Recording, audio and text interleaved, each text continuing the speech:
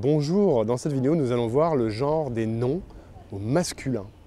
Et on va voir aussi pourquoi, d'une certaine manière, les hommes peuvent être en Russie efféminés.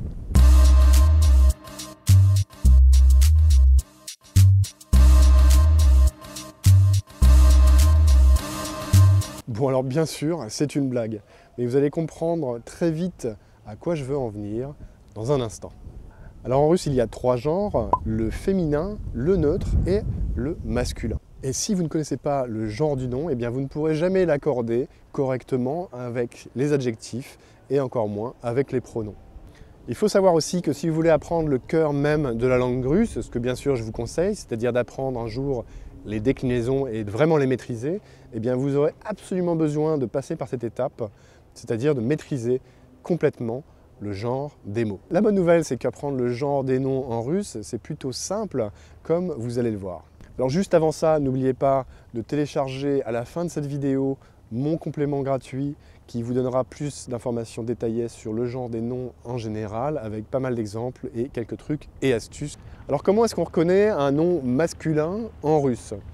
Mais vous allez voir, c'est très simple. Dans plus de 90% des cas, les noms qui se terminent soit par une consonne, soit par la lettre YE qui s'affiche ici, sont des noms masculins. Alors j'en profite pour vous donner une petite astuce. Cette lettre YE qui vient de s'afficher ici, on dirait une voyelle alors qu'en fait c'est considéré comme une consonne. À partir de là, tous les noms qui se terminent par une consonne en russe sont des noms masculins. Mais bon, je préfère vous donner quelques exemples. Alors le premier nom que l'on va voir ensemble, c'est le nom Dom. Dom en russe, c'est la maison. Le M, c'est bien sûr une consonne. Et on aura donc avec ça un nom masculin, Dom, et du masculin en russe. L'exemple suivant, c'est un exemple qui va vous être très utile si vous allez en Russie, c'est le nom Mouziei.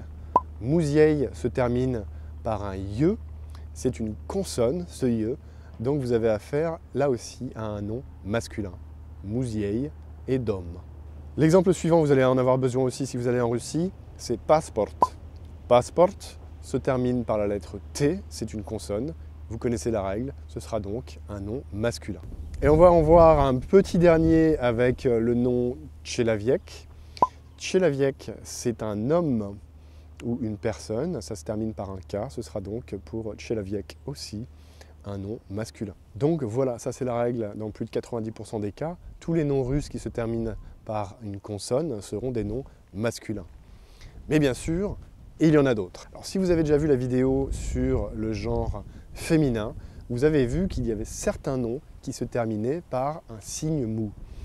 Le signe mou, ça caractérise en fait les noms qui sont soit féminins, soit masculins. Donc voilà, quand vous avez un signe mou à la fin d'un nom, vous savez que vous avez soit un masculin, soit un féminin. Et la mauvaise nouvelle, c'est qu'il n'y a pas de règle pour savoir si c'est du féminin ou du masculin.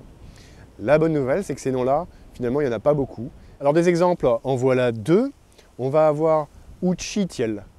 Uchitiel. Uchitiel, on reconnaît dedans Uchit. Uchit, c'est le verbe étudier. Uchitiel, ce sera le professeur, l'enseignant-professeur. Alors c'est l'enseignant-professeur au masculin. Alors vous saurez plus tard que l'équivalent féminin, ce sera Uchitielnitsa. Uchitielnitsa, qui lui se termine par un A, puisque c'est un nom féminin. Uchitiel avec un signe mou à la fin, c'est un nom masculin. Je vais vous en donner un deuxième pour aller avec les études, c'est le nom Slavar. Slavar se termine par un signe mou et il est lui aussi du masculin. Alors d'autres noms qui se terminent par un signe mou, je vous le disais, sont féminins. C'est le cas de par exemple Match. Match se termine par un signe mou, ça veut dire la mère, M-E accent grave R-E. Et là aussi c'est du bon sens, la mère, comment est-ce que ça pourrait être du masculin finalement, ça peut être que du féminin.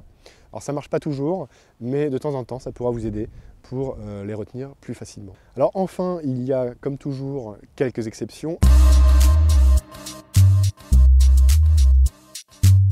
Alors dans les exceptions les plus importantes, je vais vous en citer trois ici. Ce sera Papa.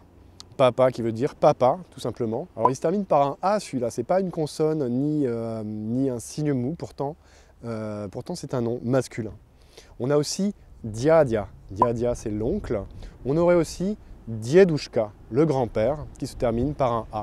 Alors ces noms-là, Papa, dia, Diedushka se termine soit par un A, soit par un Ya.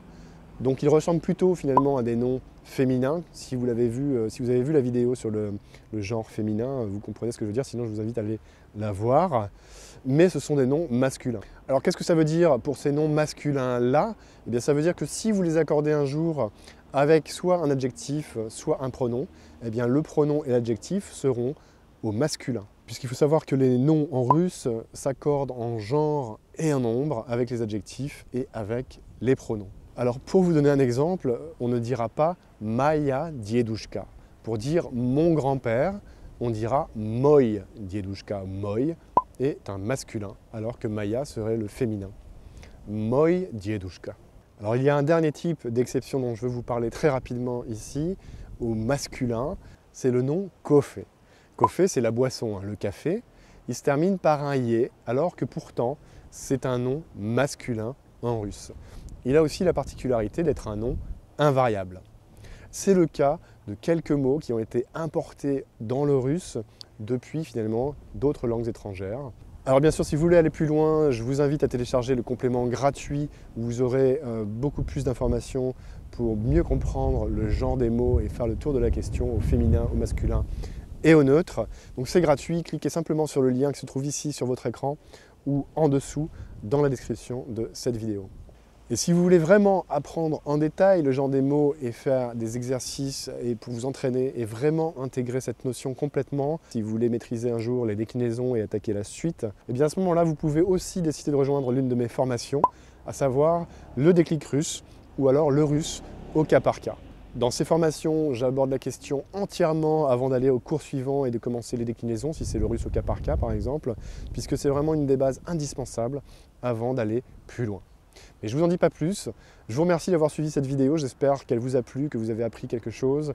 Laissez-moi un petit commentaire juste en dessous, comme d'habitude. N'hésitez pas à la partager autour de vous si vous pensez que ça peut intéresser soit vos proches, soit vos amis.